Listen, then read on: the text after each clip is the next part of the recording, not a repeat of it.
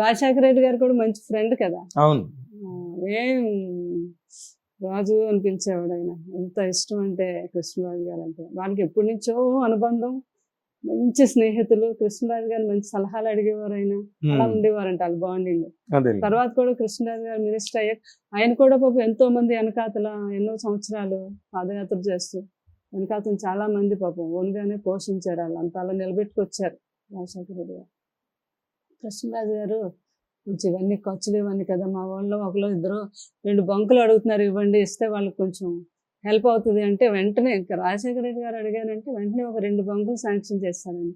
ఆయన ఎంతో సంతోషించారు. తర్వాత నేను హైదరాబాద్లో కనిపించినప్పుడు కూడా ఒక స్టార్ హాస్పిటల్ ఓపెన్కి వెళ్తున్నప్పుడు కృష్ణరాజు గారు నేను వస్తుంటే ఆయన ఆగిపోయి లిఫ్ట్ వస్తే ముందు మమ్మల్ని ఎక్కిస్తే కానీ ఆయన ఎక్కలేదు రాజశేఖర రెడ్డి గారు.